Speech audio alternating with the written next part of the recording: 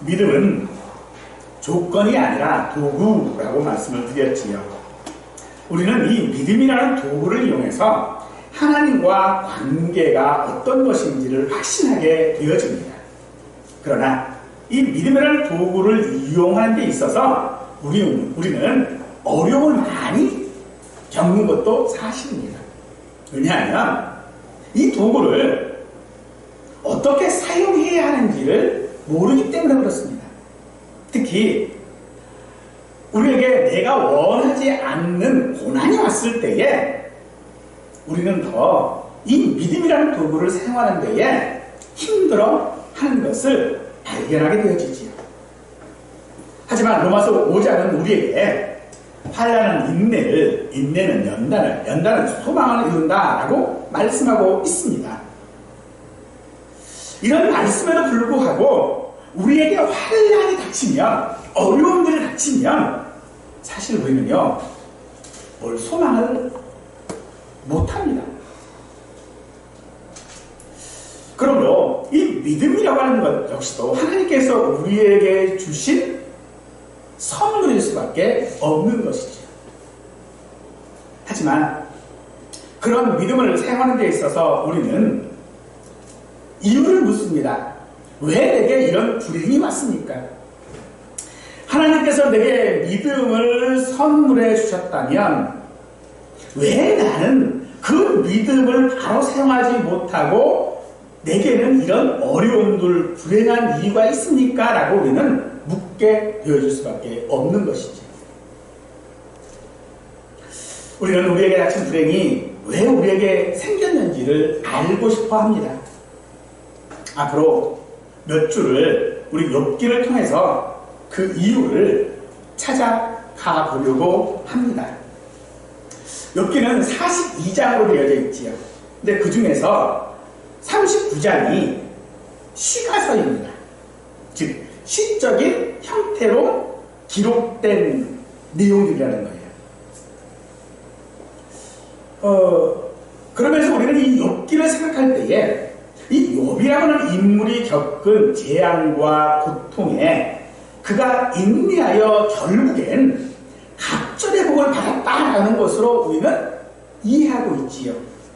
하지만 야고보서 5장 11절 말씀은 보라, 인내하는 자를 우리가 복되다 하나니 너희가 욥의 인내를 들었고 주께서 주신 결말을 보았거니와 주는 가장 자비하시고 긍휼히 여기시는 이시니라 라고 함으로써 욥기가 욥이라고 하는 이 한 사람의 인생 스토리를 지금 말하고 있는 것이 아니라 이 욥이라고 하는 사람을 통해서 하나님께서 어떤 분이신지를 말하고 있다라고 하는 것을 분명히 하고 있는 것입니다. 우리가 먼저 알아야 할 것은 이 욥이 누구인가 하는 것이지요. 욥은 1장 1절에 보니 그 사람은 온전하고 정직하여 하나님을 경외하며 악에서 떠난 자라고 합니다. 이것은 하나님께서 욥을 평가하시는 말씀입니다.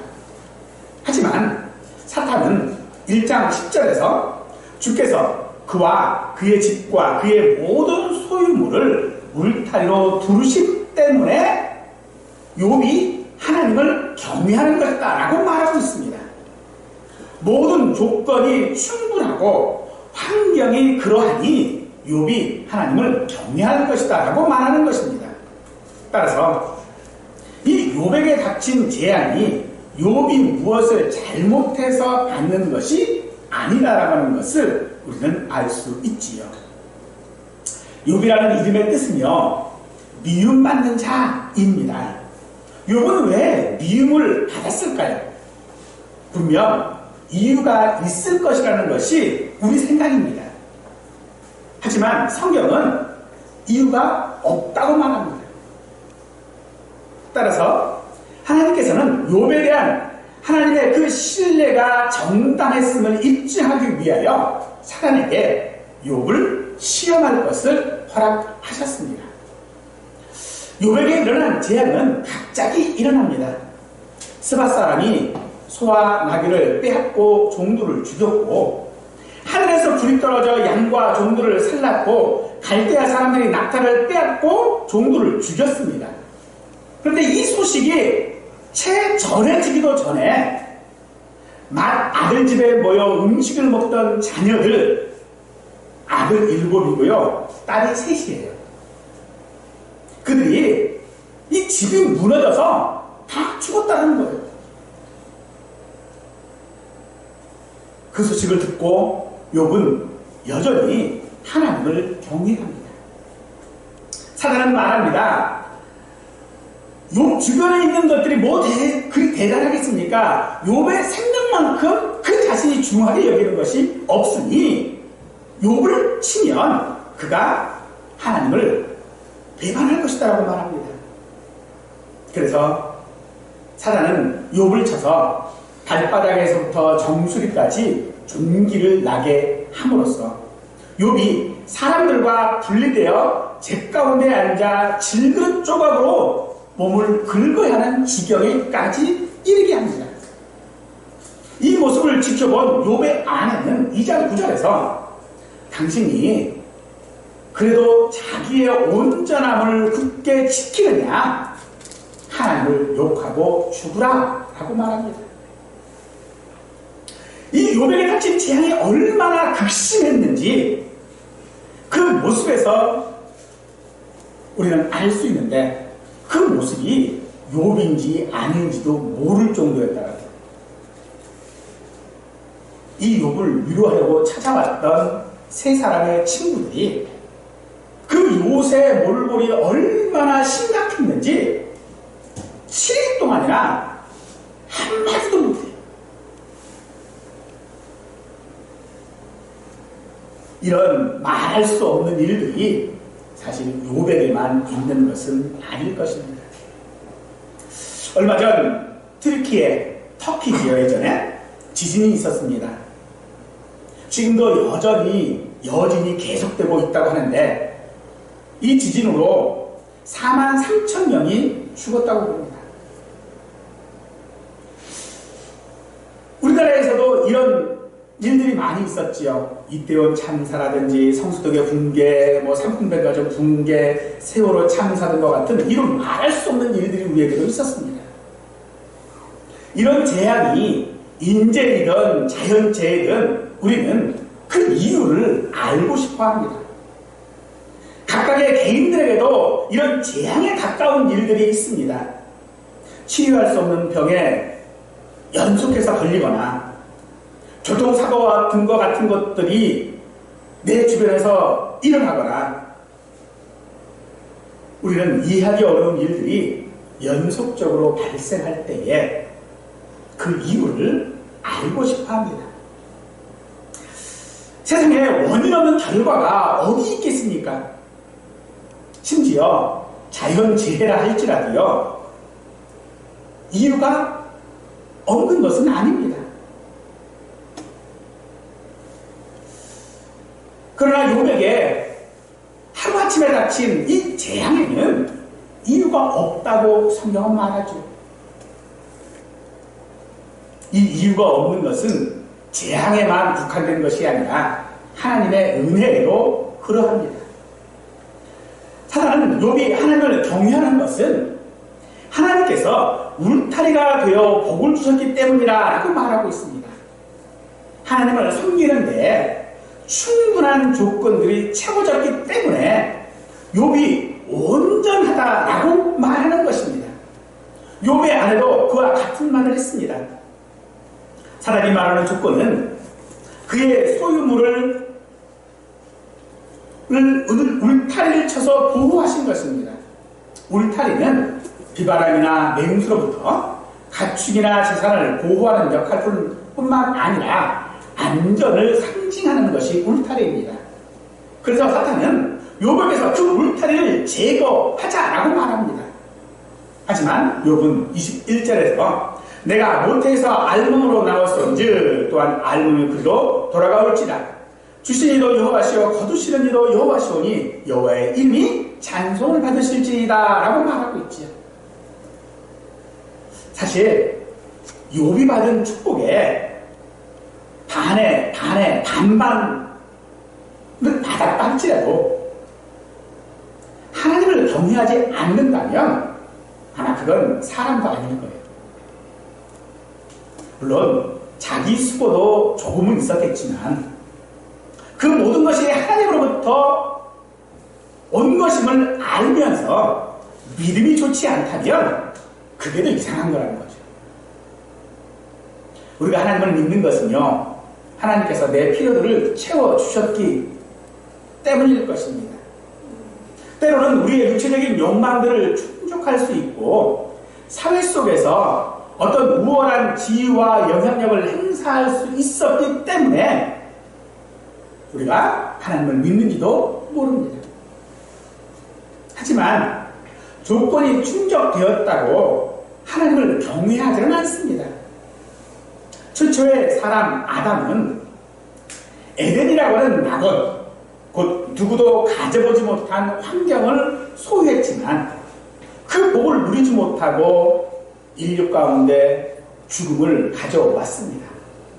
반면 요셉은 채색옷으로 대표되어지는 그의 울타리에서 형들의 시기로 말미암아 종이 되어지고 옥에 갇혔지만 하나님 앞에 큰 악을 행하지 않고 하나님의 섭리를 따라 형들의 생명을 구해냈습니다.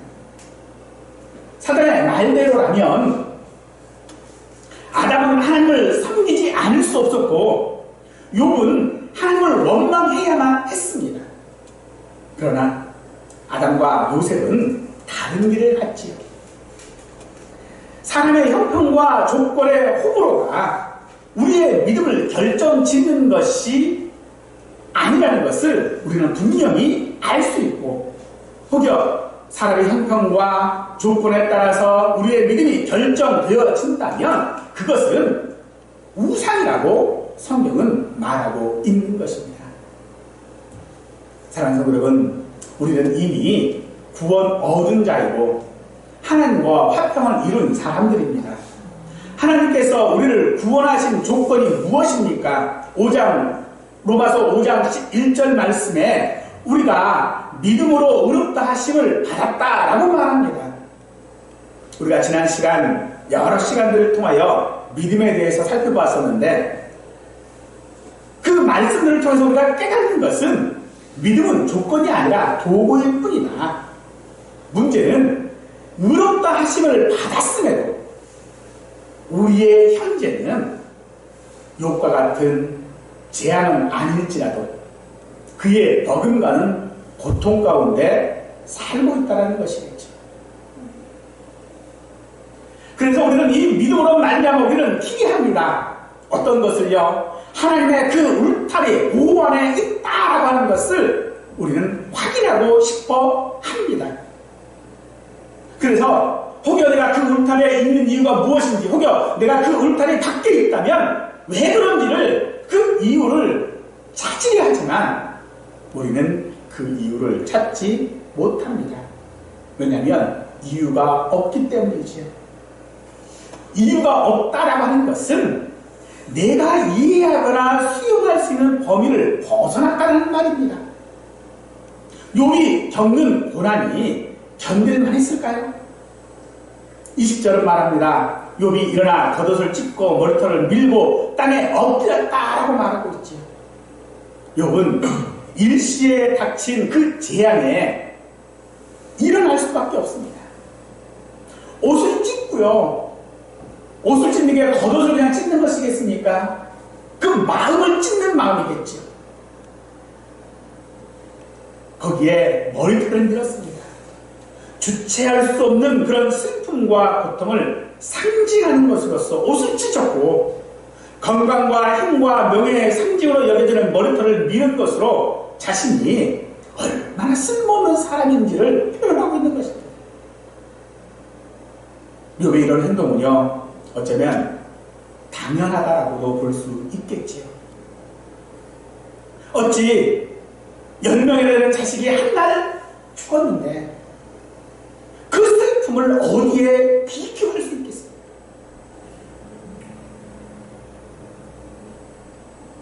하지만 성경은 말합니다. 그 모든 고난들이 욥이 어떤 잘못을 해서가 아니라는 것입니다. 왜냐하면 지금 욥에게 닥치는 이 문제들은요, 그가 옳으냐 그르냐의 문제가 아니라 우리가 이해하고 받아들일 수 있는, 그런 통제할 수 있는 그런 것들이 아니라는 겁니다. 내가 통제하는 것이 되지 않으면 우리는 그것을 재앙이라고 말하는 것이죠. 예수님께서 마태복음 6장에서 그런 우리의 통제 혹은 어떤 조건이라고 하는 어떤 울타리를 만드는 것 자체가 오히려 우리에게는 고통이라고 말씀하십니다. 마태복음 6장 19절 말씀에서 너를 위하여 보물을 땅에 쌓아두지 말라 하시면서 계속해서 20절에서는 오직 너희를 위하여 보물을 하늘에 쌓아두라 라고 말씀하십니다. 땅에 쌓는 보물은 25절에 보니 목숨을 위하여 무엇을 먹을까, 무엇을 마실까, 몸을 위하여 무엇을 입을까 염려하는 것이라고 말씀합니다. 옷을 사기 위해 목숨을 걸지 않고 먹을 것을 위해 죽음을 각오하지 않습니다. 왜냐하면 목숨이 그 어떤 것보다도 중요하기 때문이죠.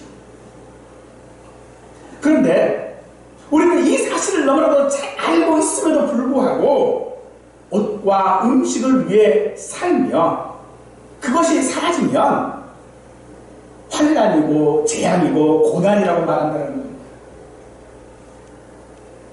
사랑하는 성도 여러분, 우리에게 생명이라고 하는 것이 무엇입니까?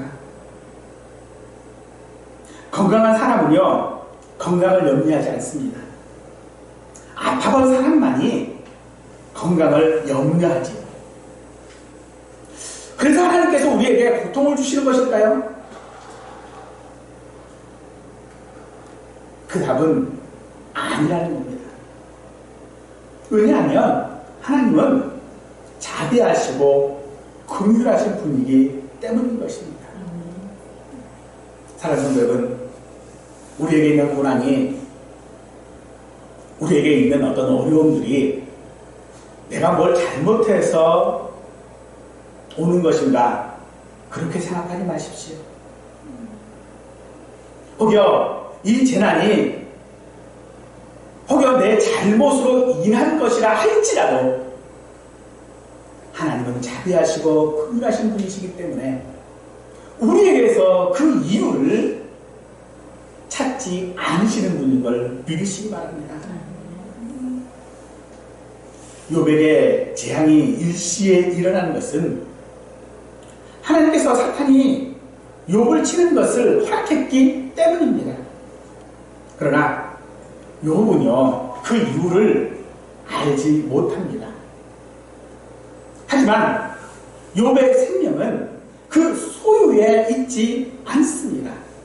더 중요한 것은 그 더 중요한 어떤 가치가 있었기 때문에 욥은 하나님을 경외하는 것이라고 하는 것입니다. 어떤 가치가 있습니까? 2장 4절에 보니 사람이 여호와께 대답하여 이르되 가죽으로 가죽을 바꾸오니 사람이 그의 모든 소유물로 자기의 생명을 바꿀지다 라고 말합니다. 이건 뭐냐면 이 사탄의 말은요, 사람은 자기 자신을 소유나 어떤 자식들보다 더 사랑한다는 말입니다. 자기애라고 그러죠.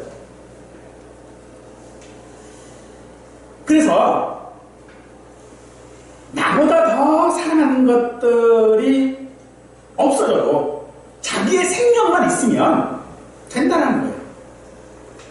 그러니 인생은 참 애매모호할 때가 많습니다. 엉킨 실타래처럼 혹은 사막의 심구름 같은 때가 많습니다. 그래서 우리는 언제나 우리 인생 가운데 하나님께 묻지요. 하나님 왜 그러세요? 내 인생인데 왜 하나님 마음대로 그러십니까? 이거 해도 너무 하는 것 아니십니까? 라고 우리는 하나님께 따집니다.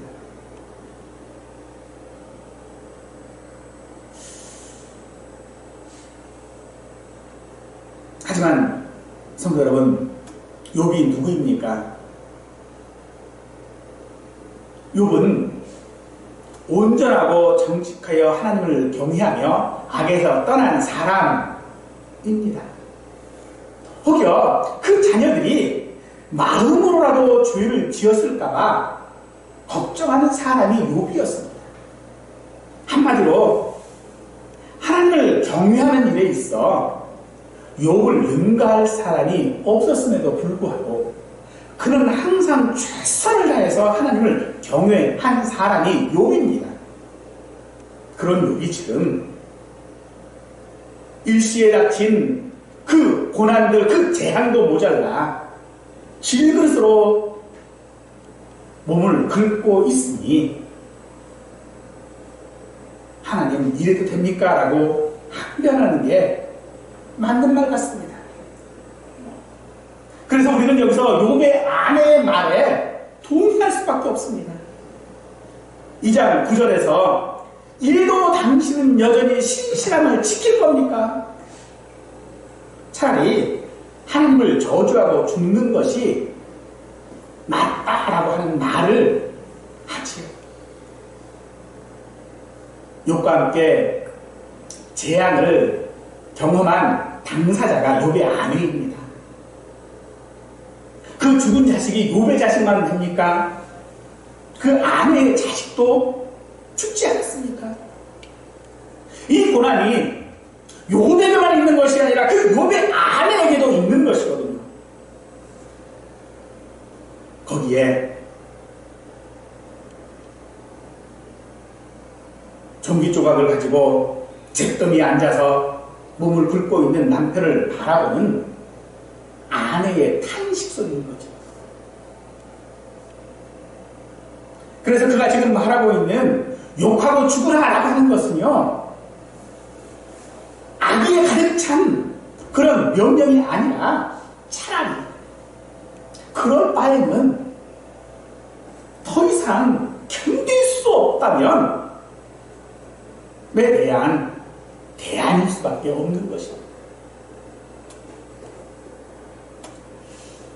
욥이 아니라 그 누구라도 이런 절절한 고통 상황 가운데 내몰린다면 하나님을 원망하지 않을까요? 차라리 죽는 게 낫다라고 죽음을 선택하지 않을까요?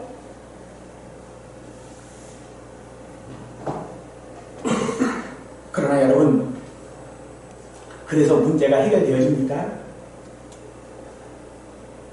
죽으면, 내가 사라지면 모든 게 다 해결될까요? 불교 이야기를 조금 해봐서 죄송합니다만 불교에서 무소유를 많이 주장을 하지요. 왜 무소유를 주장하는지 아십니까? 소유가 죄를 짓는 것이기 때문입니다. 그래서 가지고 있지 않으면 죄를 안 짓는다 하는 거예요. 근데 무소유한다고 죄를 안 짓나요? 아니더라고요.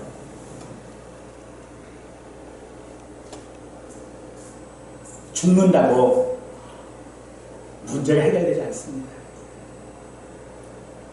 하나님께 고래고래 소리 지른다고, 하나님을 원망한다고 문제가 해결되지 않습니다.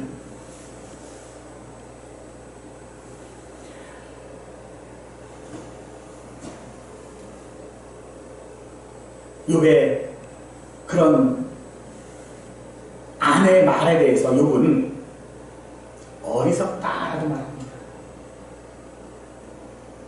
하나는 알고 둘은 모른다라고 하는 그런 뜻입니다. 그러면서 2장 10절에서 우리가 하나님께 복을 받았은즉 화도 받지 아니하겠느냐라고 말하죠. 1장 21절에서 주신 이도 여호와시요 거두시는 이도 여호와시다라는 말과 같은 말입니다.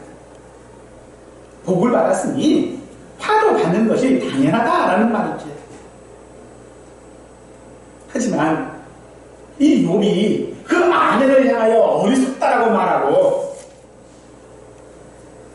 야, 복도 받았으니까 화도 받는 건 당연한 거야 라고 말하는 이 욥의 말에 사실 우리는요 이해가 가지 않습니다. 그런데 왜 이해하려고 하십니까?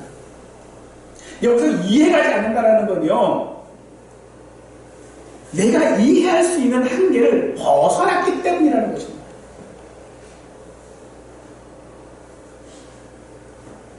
나를 벗어난 모든 환경들이 바로 우리 인생입니다. 가끔 보이스피싱에 당했다라는 사람들을 우리가 보지요. 근데 그런 사람들을 보면 우리는 그런 생각을 해요. 야, 무슨 저런 문자에 당하냐? 그런 생각들을 하지요. 에이, 나 같으면 안 당할 거야. 하지만 당해본 사람들은 그래요. 너도 당해보면 당할 수밖에 없어. 그렇습니다. 이 보이스피싱을 하는 사람들은 수단과 방법을 가리지 않지요.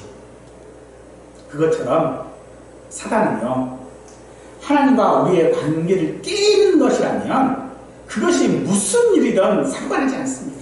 수단과 방법을 가리지 않고 하나님과 우리 사이를 깨려고 합니다. 사랑하는 여러분, 혹시 하나님을 원망할 수밖에 없는 일들이 여러분에게 있다면 그건 사단이 여러분을 시험하는 것이라고 생각하십시오.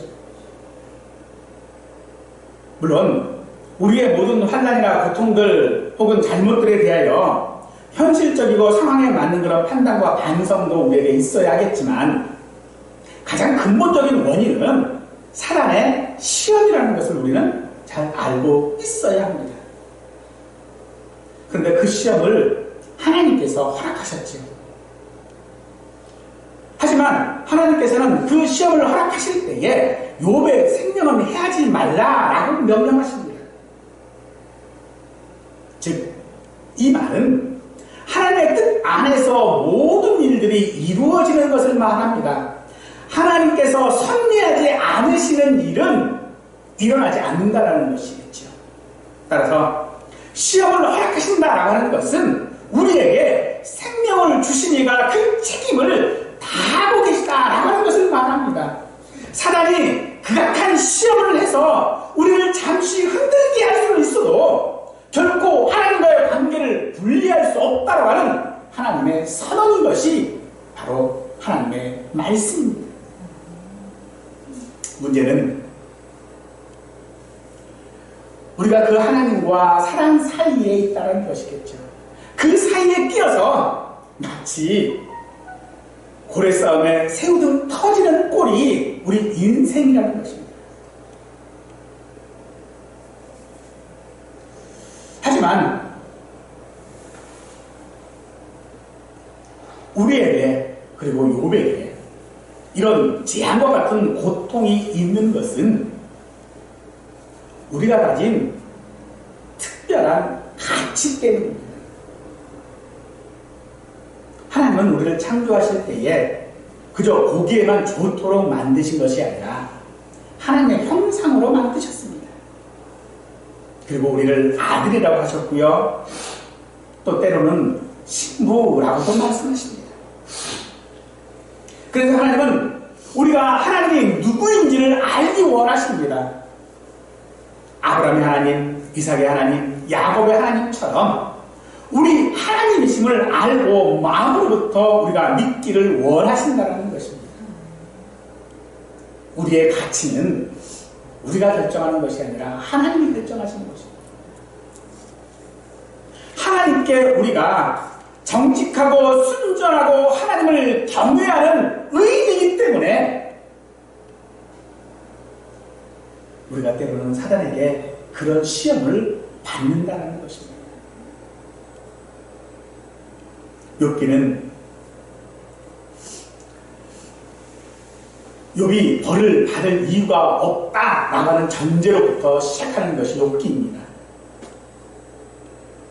하지만 욥은 재앙이라고 할 수 있는 그런 고난들을 받습니다. 바로 그것은 그가 하나님께 의인이라는 평가를 받았기 때문입니다. 만약 그가 의인이라는 평가를 받지 않았다면 사단은 욥을 시험하지 않았을 것입니다.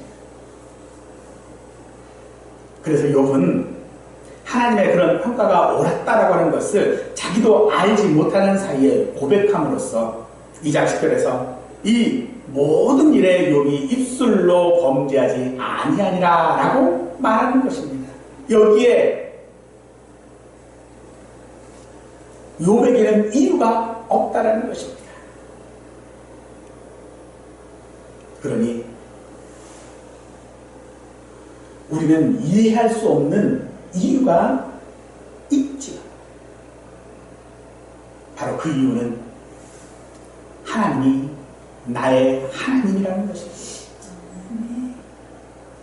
하나님이 나의 하나님이기에 내가 의인이고 내가 의인이기에 사랑하는 우리를 시험하는 것입니다.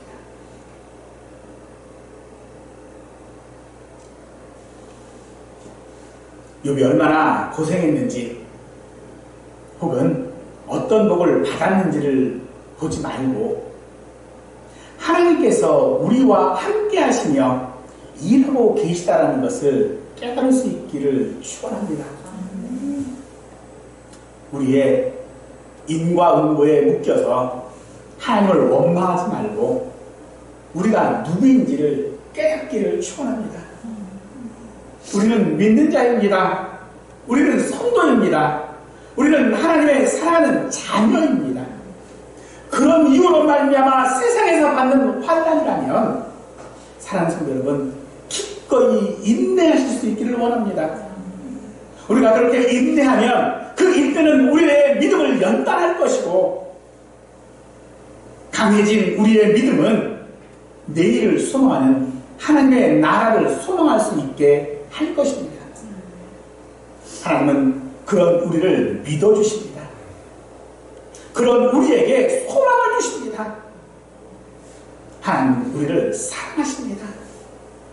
아무 까닭 없이 그 독생자 아들을 십자가에 기꺼이 내어주시고 자비하시고 긍휼하신 하나님, 그 하나님이 우리에게 믿음을 주셨기에 우리는 믿을 수 있습니다. 그러므로 사랑하는 성도 여러분, 우리 모두가 다 욥이어야 할 것입니다. 내가 욥이라고 하는 사실을 인정하지 못한다면 우리는 어리석은 자일 뿐입니다. 우리 삶에는 감당하기 어려운 일들, 그런 일들이 닥칠 때가 너무 많습니다. 심지어 어떤 잘못이나 죄의 대가라고 쉽게 말할 수 없는 어려움들이 우리의 삶을 따라다닙니다. 알아보기 어려운 몰골인 욥을 본 친구들은 할 말을 잃었습니다. 천벌이 아니고서야 어떻게 그런 일이 일어날 수 있을까요? 분명 저와 우리 성도님들의 삶 가운데서는 그런 일들이 있습니다. 어떻게 이런 일이 있을 수 있을까? 하지만 여러분 기억하십시오. 하나님은 우리를 벌하시는 분이 아니십니다. 언제나 욥을 평가하시는 것처럼 우리를 보시고 우리를 아시는 분이십니다. 그래서 시편 기자는 103편 8절에서 이렇게 고백합니다. 여호와는 긍휼이 많으시고 은혜로우시며 노하기를 더디하시고 인자하심이 풍부하시도다. 우리 인생의 대부분의 어려움은 분명 우리의 선택에 의한 것이고 우리의 잘못 때문에 일어납니다. 그런다 해도 우리 하나님이 어떤 분이십니까? 우리가 하나님께 어떤 가치를 지닌 존재인지 여러분 잊지 마십시오. 욥은 복을 받으려고 하나님을 경유한 것이 아니라 하나님이시기 때문에 경유했습니다. 결국은 갑절의 복을 받았기 때문에 그가 인내한 것이 아니라 하나님이시기 때문에 그가 인내한 것입니다. 혹여 우리에게 베푸신 복이 사라진다 해서 하나님이 아닌 것이 아닌 것처럼 우리는 하나님께 긍휼과 은혜를 받는 그런 하나님의 창조력이요 하나님의 사랑하는 자인 것을 잊지 마십시오. 그러면서 우리는 때로 그런 이야기를 합니다. 그런 고난 가운데서 그 고난이 어느 정도 좀 해결되어지고 인생의 평안이 조금 찾아오고 하면 우리는 그러지요. 하나님 이제 더 바라는 거 없습니다. 하나님 이만하면 됐습니다. 그런 말들을 합니다. 그런데 그런 울타리를 정하시는 분은 하나님이십니다. 그러니 우리는 우리에게 주어진 하루하루 그 삶에서 열심히 하나님의 자비와 긍휼을 구하며 살아야 합니다. 자비와 긍휼을 구한다라고 하는 것은 고민하고 울부짖는 것을 말하는 것입니다. 하나님 도대체 어떡하란 말입니까? 그렇게 기도하는 것입니다. 그것이 우리가 하나님을 경외하는 방법입니다. 하나님을 경외한다고 해서요 우리의 아픔을 모른 채 지나가라는 것이 아닙니다. 하나님을 믿는다고 해서 우리의 아픔을 덮어놓고 있으라는 말이 아닙니다. 아프면 하나님께 아프다고 소치라는 겁니다. 그게 하나님을 경외하는 것입니다. 그게 하나님을 믿는 것입니다. 우리는 그래서 욥의 인내를 알고 있는 것입니다. 욥의 인내를 알고 있는 우리에게 하나님은 지금도 오늘도 우리에게 그 인내를 기대하시는 줄 믿으시기 바랍니다.